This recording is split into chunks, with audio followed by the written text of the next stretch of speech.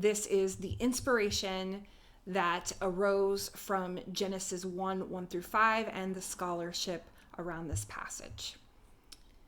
When God began to create the heavens and the earth was complete chaos, and darkness covered the face of the deep, while a breath from God swept over the face of the waters.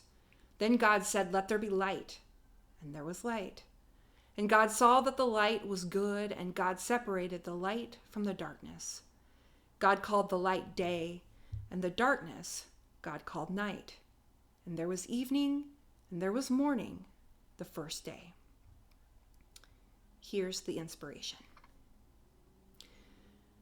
When the year 2025 began, Donald Trump had been elected president. The earth was filled with chaos, and the darkness of division ruled the land. And often, conceptions of the future felt formless and void of life. Some fell victim to the chaos, and confusion overwhelmed many, and some mistakenly took the darkness for light and the light for darkness. But a holy breath still hovered over the face of the earth, a spirit speaking her light upon all who would receive, regardless of age, race, culture, ethnicity, or creed. And to those who are willing to receive this light so they could forge a path forward, find a way to recreate, figure out a means by which to build community and solidarity, they lit and continued to light the way for many others to see. Breathing into them hope and fresh possibility, a way to halt the breeding of chaos, a way to be alive and awake in this long season of night. So they refused the way things were, refused to settle for chaos and ceaseless struggle, less than what humanity was made for, less than what the divine image deserves. Their willingness to say no to control, dehumanization, and degradation gave way to their decision to bravely seek abundance and freedom and unyieldingly pursue peace through various means and change machinations. So they began to organize and create and bring forth together with that breath a dawn of new light that would inevitably breathe out, exhale new life. This decision for light, to fight for the dignity of all peoples and all life, it spread and shaped and informed a movement and made waves leading to reform. They, together, kept igniting the commitment to share in the breath and way of their dream for new life. And their light refused to shine any other way than bright.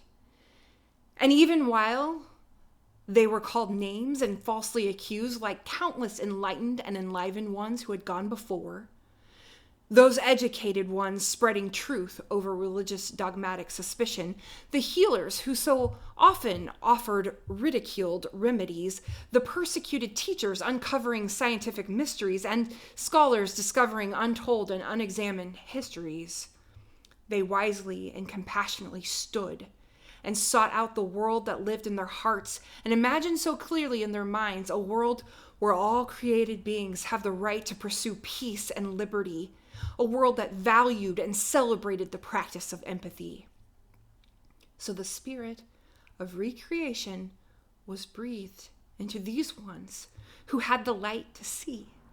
And these ones of love had the foresight to fight with peace in their hearts, dreams in their souls for the joy and freedom of that world they so desperately wanted to meet. And they rose together as the light of humanity, seeding and being Christ consciousness in their work as they were so embodied in the truth of their conviction. They're believing in the hope of their destination. And because of these, despite the chaos, a way forward was shown. And the light of these hearts emanated brightly and substantially for all peoples to observe and to be known, and for witnesses to discern how they too might be able to serve. Even as their protests were underreported, their strength denied and lied about, they shone forth with a wise presence of nonviolence, refusing to stop being the beacon, refusing to hold back, refusing anything less than the fullness of freedom. In devoted determination and blessed embodiment of hope, order would form in the people's organization, forcing a new day to rise and creating the way for humanity's dreams to be realized. for they would not be consumed by the darkness, but instead insisted on radiating mightily that it might be illumined and transmuted. And despite the attempts to snuff out their light, they held fast and protected and nurtured their brightness, and even began to birth and spread their brilliance and manifested more and more an endless supply of love and light and a way towards new life. So in this time of chaos, in this space of fear, the Spirit began to breathe on the beloved, bringing them up and away from their baseline of fear, relieving them from their programs of fright, awakening them from the longest of restless nights into the heights of abundant bravery, contagious courage, and a swirling sense of creative possibility that mustered form and support for a more humane world. Communities surrounded the targeted ones, doing what they could to garner support for their scapegoated friends. They gathered together and made swift plans to protect the vulnerable, uplifting those who are trans, and while caring for the plight of their immigrant neighbors, their love and their light spilled over in energy with mercy and grace to address these pains and the constant onslaught of regimes' other things, with more commitment to bold action, both locally and nationally, moving beyond what they dreamed of initially toward that which would eventually reveal a more whole and healed, a true and real democracy. And each one gave of what they had individually, tapping into their own brilliance, believing in their own specific significance. Some gave of their time and precious energy, sounding out in protest freely. Some generously gave financially. Some passionately spoke over the phone with government officials with bravery. And some used their writing skills and letters and emails regularly. And others boycotted and banned the DEI-denying oligarchy, endlessly profiting exorbitantly. With courage, strength of spirit, and tenacity, these ones of light could not and would not be stopped. For wisdom preceded their birth. The power of recreation was already beginning. The world already had been craving something new, something better and more loving, a time of all humans flourishing. So when the spirit of wisdom was made manifest in these ones of light, they could not be stopped because the scales had already been tipped, and the earth herself was ready for reform, to rebuild something new and to be reborn. And what, might you ask, did these children of light, what did they look like?